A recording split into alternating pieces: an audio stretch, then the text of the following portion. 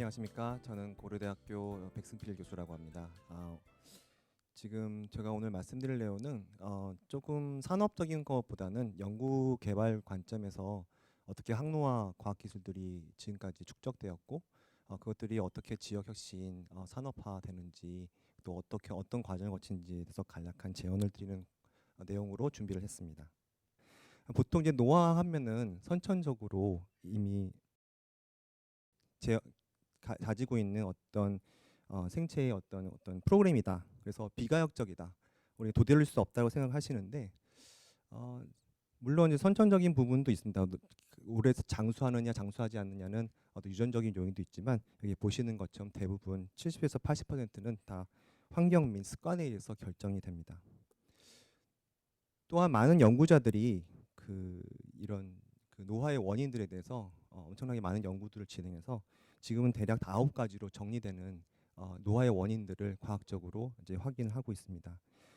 특히 보셔야 될 것은 이제 이것을 단순하게 현상적으로만 본 게 아니라 분자 수준에서 명확하게 그 기전들을 밝히고 있다는 것이고요. 분자 기전이 나왔다는 것은 어느 정도 치료할 수 있는 가능성이 높다라고 볼 수 있겠습니다. 일단 9가지들은 하나하나 보시면은 뭐 유전체의 불안정성이라든지 텔로미어 감소, 아마 뭐 자세한 것까지는 모르시겠지만 뉴스를 통해서 이런 것들이 어떤 것인지는 대략 들어보셨을 것이라 생각이 듭니다. 대부분 이 현상, 이런 어떤 기전들이 지칭하고 있는 것은 결국 노화라는 것은 현상적이지만 우리 생명체를 구성하고 있는 세포, 이제 마지막 9번째를 한번 주목하시고 있는데요. 세포 노화와 굉장히 관련돼 있다는 것입니다. 이렇게 분자 기전뿐만 아니라 그 노화의 원인이 세포에 있다는 것을 확인함으로써 최근에 아마 굉장히 베스트셀러였던 책이었던 걸로 기억합니다. 노화의 종말이라는 책인데요. 이것은 하버드 의대 데이비드 싱클레어 박사가 이제 최근에 출간한 책입니다. 여기서 이분이 주장하는 바는 노화는 이제는 더 이상 자연적 현상, 그냥 받아들이는 현상이 아니라 질환, 또 질환이라고 정의해야 됐다는 것은 결국 치료의 대상이라는 것입니다.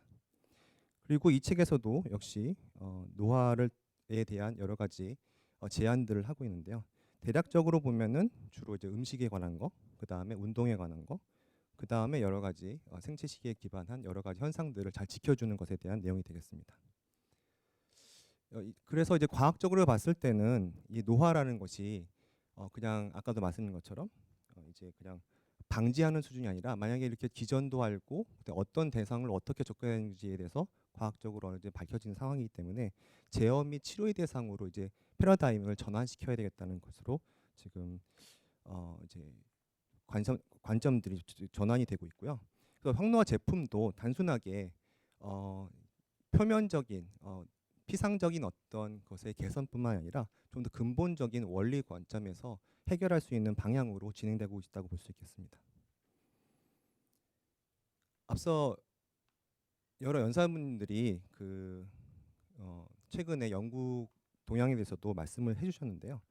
좀 더 자세하게 노화와 관련된 또 노화와 관련된 여러 연구에 대해서 정리를 좀 잠깐 더 자세하게 좀 정리를 해드리도록 하겠습니다.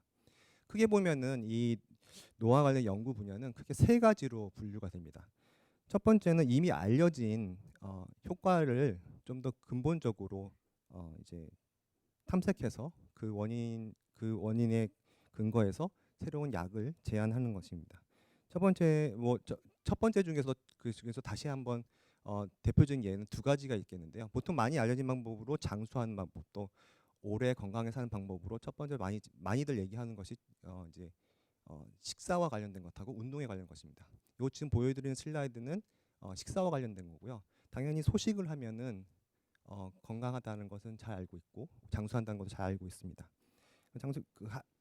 사람들이 이 소식에 대한 효과를 분자 기전적으로 봤더니 왼쪽에 이제 그 화면의 왼쪽에 보시는 것 같은 그런 기전으로 이루어졌다는 걸 알게 됐고요. 롱제비티라는 게 결국 장수한다는 얘기입니다. 그것이 그냥 현상적인 게 아니라 실질적으로 분자 기전은 어떻게 된다는 걸 알게 됐고요.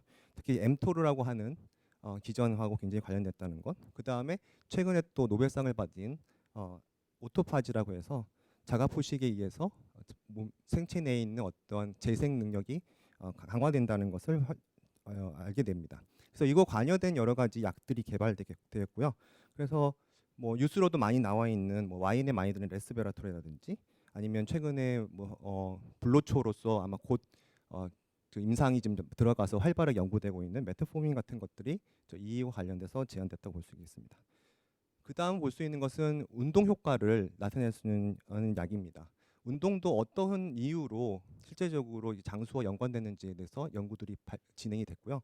운동 효과에 대해서 여러 기관들하고 어떤 연관들이 인지 제안이 됐고 실제로 사실 나이가 들면 운동하기 어렵거든요. 그래서 운동하지 않고서도 운동 효과를 낼 수 있는 약들을 임상이 좀 검토가 되고 있는데 이런 것들을 통해서도 역시 항노화 노화를 방지하고 제어할 수 있는 약들로 지금 제한되고 있습니다. 자, 이거는 앞서도 한 첫 번째 부류인데요. 그러니까 소식과 운동 효과에 대해서 좀 더 검토하고 그것에 대한 기전에 기반해서 약을 제한하는 것이고요. 두 번째 파트는 아까 그 노화 원인에서 말씀드렸지만 노화 세포를 중심으로 연구를 진행하는 것입니다. 노화 세포에 관련돼서 있는 연구는 물론 이제 사람에 대한 대상으로 한 연구는 아니고 쥐라는 동물 대상으로 연구를 해봤는데 나이든 쥐의 노화 세포를 제거를 했더니 일정 정도는 노화가 멈춰지고 또 건강해진다는 것을 알게 됩니다. 그래서 이 방식을 이제 그 노화세포 연구 또 노화세포 제거 기술로서 제안이 됐고요. 이것을 보통 영어로 세노라이틱스라고 해가지고 한동안 최근에 어떻게 보면 제일 주된 연구라고 보시면 되겠습니다. 하지만 동물에서는 이게 가능하지만 인간에게 이게 쉽지가 않은 일이거든요. 그래서 그 다음 제안된 것들이 역시 약입니다. 화면에 오른쪽에 보시면 노화세포 제거 약물을 사람들이 개발하게 됐고요. 이건 마치 암세포를 제거하는 것랑 굉장히 유사한 방법들로 접근하고 있다고 보시면 되겠습니다. 그래서 많은 그동안 암세포 제거와 관련된 연구들이 이 노화세포 제거 연구에도 역시 적용되고 있고요. 그리고 노화세포 제거 약물로 여기 보시는 여러 약들도 역시 제한되고 있습니다. 하지만 암세포 제거에서도 마찬가지로 부작용이 문제가 있게 되기 때문에 노화세포 제거가 아니라 노화세포가 유발하는 여러 가지 문제점 그 표현형들이 있습니다. 그러니까 외부로 노화세포가 배출하는 어떤 물질에 의해서 주변에 있는 세포도 역시 노화세포되는 작동들이 있거든요. 그래서 그러한 노화세포 분비형의 어떤 표현형을 제어하는 약물로 두 번째 노화세포 억제 약물이 또 연구가 제한되고 있습니다. 이걸 세노몰픽스라고 하고요. 메트포민이 바로 이쪽 계열에 해당되겠습니다. 그 외에도 노화세포 축적을 방지하는 부분이 있는데 앞서 말씀드렸던 소식이라든지 그다음에 운동 효과를 보이는데 제어할 수 있는 그런 약물들이 결국은 이 노화세포 축적 방지의 계열로 같이 포괄된다고 볼 수 있겠습니다. 만약 세 번째 부류는 사실 전통적으로 보면은 많이 전설적으로 내려오는 뭐 드라큘라가 뭐 젊은 피를 수혈을 받으면 건강해진다라는 것처럼 이걸 실질적으로 동물 수준에서 실험을 한 예가 있습니다. 굉장히 오래된 1960, 70년대 이제 시행됐던 연구였고요. 그때 이제 노화된 쥐와 젊은 쥐를 서로 병체 결합이라고 해가지고 서로 피를 교환하게 하는 실험입니다. 이 실험을 통해서 젊은 피에는 또는 젊은 피로부터 뭔가가 노화를 방지하거나 또 노화 방지를 넘어서서 역분화, 역분화라고 한다면은 죄송합니다. 역노화입니다. 역노화라고 하는 회춘의 어떤 방안이 제시가 됐고요. 그래서 하지만 이것도 역시 윤리적인 문제가 있기 때문에 지금은 어떤 성분이 그런 것을 유도하는지에 대해서 오랜 기간 탐구하고 있고 지금까지 많이 연구가 되는 걸로 알고 있습니다. 그보다는 더 쇼킹한 뉴스는 아마 앞서 이제 연구자들 발표자도 말씀해 주셨지만 역분화 프로그래밍으로 역분화 재생 프로그램으로 되게 유명한 야마나카 인자를 이용해서 역노화 방안, 즉 회춘 방안을 제시한 내용입니다. 사실 이것에는 약간 살짝 근거가 있습니다. 원래 배아줄기 세포, 즉 줄기세포가 원래는 여러 가지 장기기관들을 이제 만드는데 활용되는 기술들이었는데 여기서 이제 배아줄기를 검토하다 보면은 순간적으로 과학적 사실입니다. 순간적으로 시간을 거슬려서 회춘하는 현상들이 있습니다. 그것에 근거해서 이 야마나카 인자가 원래는 유도줄기 만능 세포에 원래 사용되는 인자들인데 이것을 활용했을 경우에 역시 회춘, 즉 영노화도 가능하다는 것을 알게 됩니다. 그래서 위에 보시는 것처럼 야마나카 인자가 네 가지가 있는데 그 네 가지를 활용했을 때 수명 연장뿐만이 아니라 노화 방지, 그리고 오히려 젊어질 수 있는 그런 가능성이 있다고 지금 알려져 있고요. 그런 연구 결과를 발표를 통해서 지금 아마존의 제프 베이조스를 비롯해서 그다음에 브레이크스루 상이라고 해서 실리콘밸리의 그 노벨상이라 불리는 상을 제정한 유리 밀러 그런 등등의 여러 사람들이 여러 투자자를 모아서 지금 엄청난 투자가 지금 들어가 있고 이걸 통해서 새로운 어떤 노화의 새로운 그 기술이 나올 것이라고 지금 기대되고 있는 상황입니다.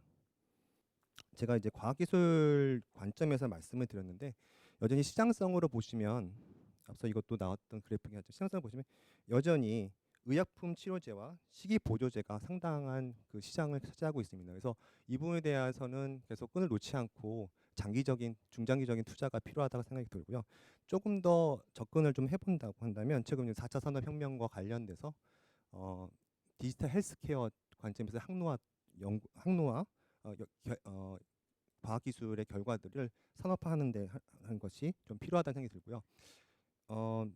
앞서 말씀드렸던 알토스에서 된 것처럼 아마존처럼 구글 역시 이 항노화 관련돼서 여러 투자들이 들어가고 있습니다.